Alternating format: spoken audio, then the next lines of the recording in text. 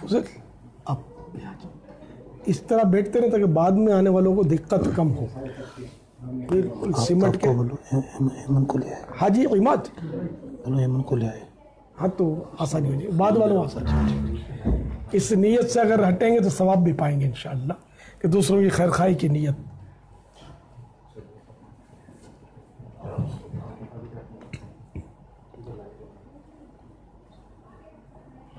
شجر کاری کے حوالے سے جیسے ابھی امیر سنت نے چند مدنی پھول بیان کیے ہیں، تو ابھی آج ہم کوئی مشورہ کر رہے تھے.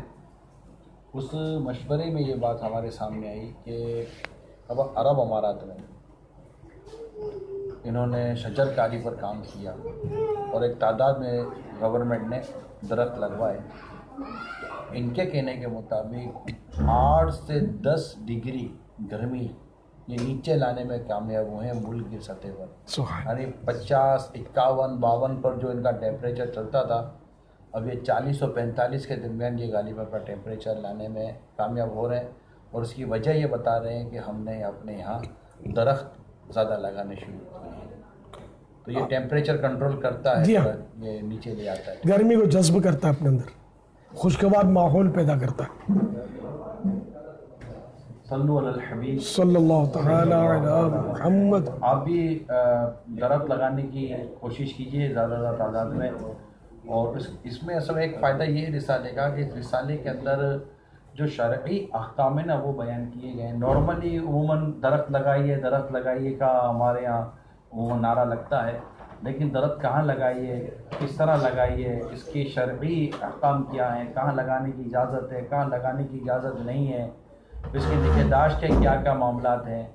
تو بہت سارے فوائد کے ساتھ ساتھ جو شرعی احکام ہیں، فقہی احکام ہیں، یہ بھی الحمدللہ کوشش کی گئی ہے رسالے میں بیان کرنے کی. تو یہ رسالہ، اس رسالے کو پڑھ کر اگر آپ یہ شجر کاری کی ترکیب بنائیں گے تو امید ہے کہ ڈھیروں ڈھیر ثواب انشاءاللہ ہم حاصل کرنے میں کامیاب ہو جائیں گے. صلو علی الحبیب صلی اللہ تعالی علی محمد. ظاہر شجر لگانے میں، درخت لگانے میں احتیاطیں بھی تو ہے نا، ہر کام میں احتیاطیں ہوتی ہیں. اب آپ بولو کہ مجھے درخت لگانا ہے تو اب میں گورنمنٹ کی فٹ پاتھ کھود کر بیچ میں لگا دوں تو یہ تھوڑی جائز ہو جائے گا. یا اس طرح درخت لگانا کہ آپ اپنے بھلے اپنی جگہ میں لگائیں لیکن اس کی شاخیں اتنی لمبی ہو گئی کہ چلنے والوں کو، راہگیروں کو تکلیف ہوتی ہے، اس کی بھی اجازت نہیں ملے گی، شاخیں کاٹتے رہنا پڑے گا. یوں مطلب یعنی کہ اور بھی کئی ایسے معاملات ہیں کہ جس سے دوسرے کسی کو تکلیف نہ ہو. اب ایسا ہیوی درخت آپ نے لگا دیا کہ پڑوسی کے مکان کی جو بنیادیں وہ کمزور ہو گئیں، جڑیں اندر گئیں اور اس کو مطلب اونچا نیچا کر دیا. کسی بھی طریقے سے ہم نے جو کام کیا، کوئی سا بھی کام کیا، اس کو چاروں طرف سے شرعی طور پر پرکھنا ہوگا کہ ہماری یعنی وہ نیکی اسی صورت میں نیکی ہوگی جبکہ اچھی نیت ہو اور ساتھ میں کسی طرح سے بھی کسی کو اس سے شر نہ پہنچتا ہو، برائی نہ پہنچتی ہو، تکلیف نہ پہنچتی ہو، تب جا کر وہ نیکی جو ہے نا وہ نیکی بنے گی. ورنہ ہو سکتا ہے جس کو ہم نیکی سمجھ رہے ہوں وہ گناہ کی صورت بن جائے. اچھا، حج مبارک کے پیغامات قبول فرمائیں. خیر مبارک.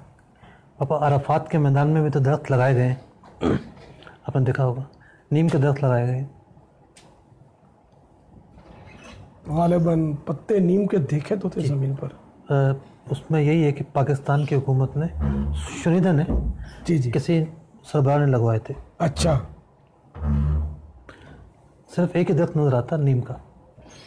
مجھے یاد پڑتا ہے کہ پتے دیکھے لیکن میں نے غور نہیں کیا. جی.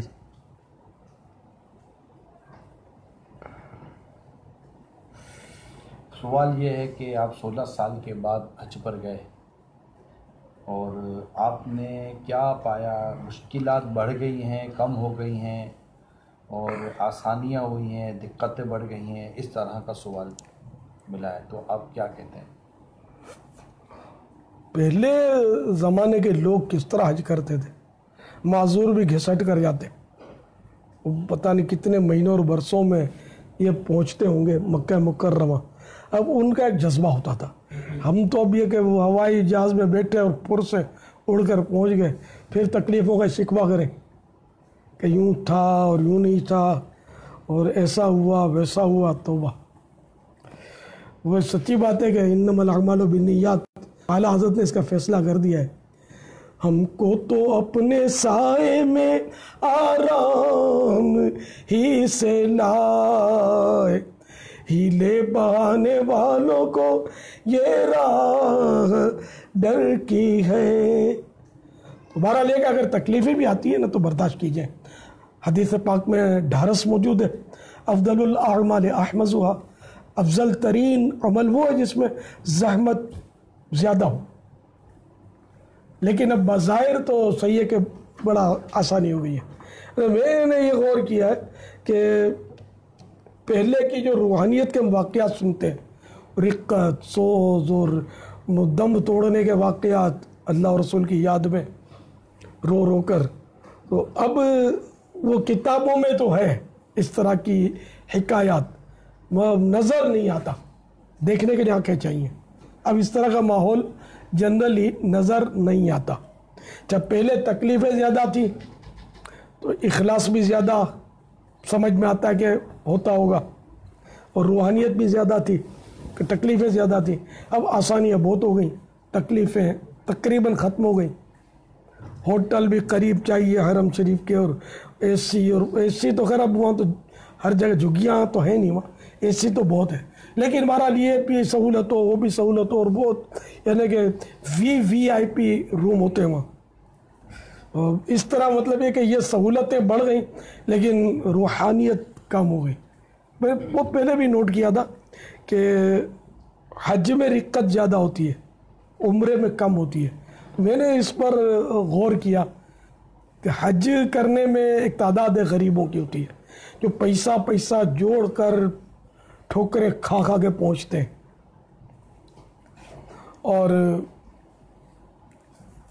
غریبوں کی برکتیں الگ ہوتی۔ مجھے ایک اسلامی بھائی ہیں، انہوں نے بتایا کہ میں تو وہ دہی اور روٹی سے گزارا کرتا تھا، وہ حج پر ہیں ابھی، ارے وہ مرغ مسلم کھانے کے لیے سب کے پاس پیسے، کس طرح وہ گئے وہ بھی مجھے بتایا کس طرح پیسے جوڑے اور ترکیب بنائی اور حج پر پہنچے وہ۔ اور ان کو میں نے دیکھا کہ ان کا قفل مدینہ بھی ٹائٹ، بولتے بہت کم دیکھا میں نے ان کو۔ تو یہ ایک مطلب وہ جذبہ، تو ایسوں کی برکتیں ہوتی ہیں اور رقتیں ہوتی ہیں۔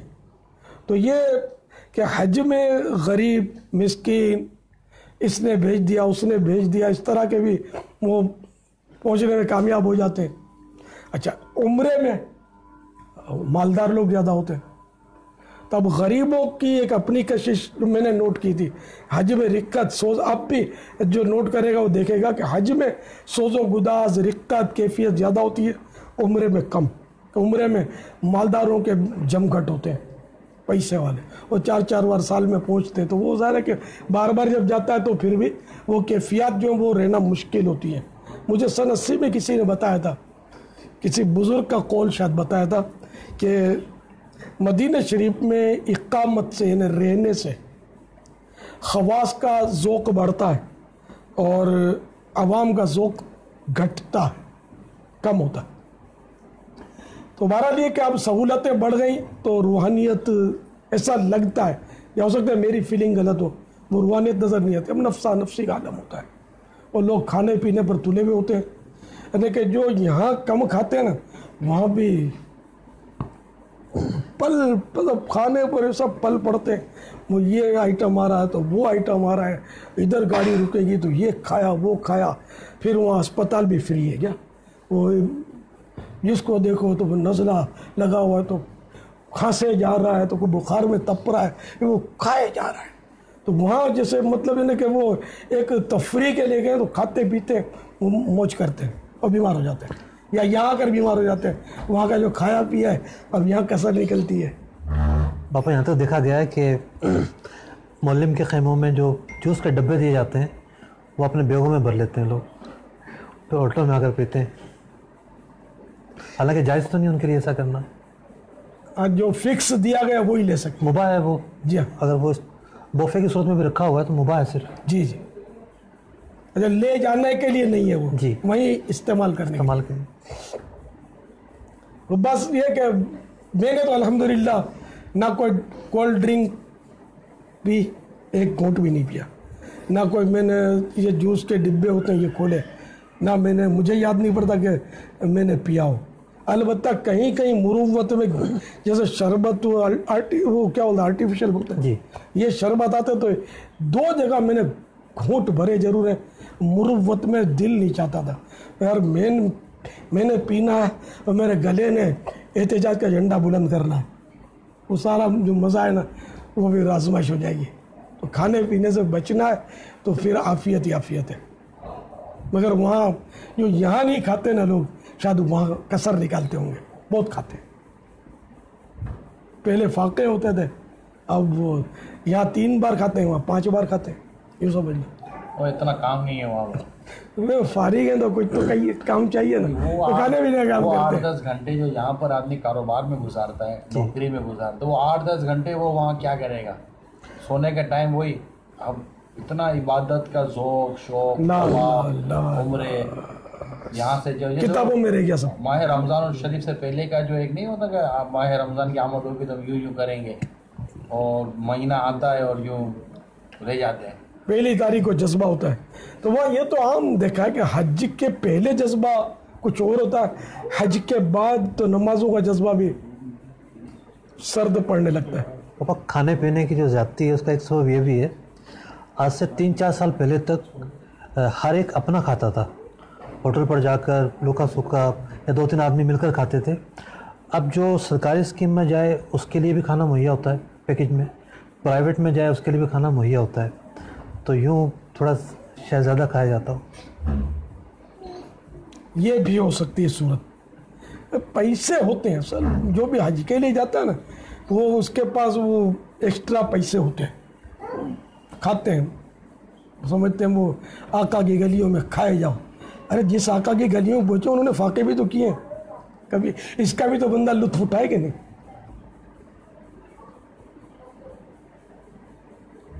تو یہ درد کے حوالے سے جو آپ نے ابتداً جو مدنی پھول عطا فرمائے، تو یہ سوال اس طرح کے آ رہے ہیں کہ محمد سرور ہیں گورنمنٹ کی کالونی جہاں رہتے ہوں وہاں درد لگا سکتے ہیں؟ وہی کہ وہاں اجازت اگر لینی پڑتی ہے، اب وہاں کا کیا قانون ہے مجھے پتہ نہیں ہے، جو بھی قانون ہے اس پر عمل کیا جائے۔ عام طور پر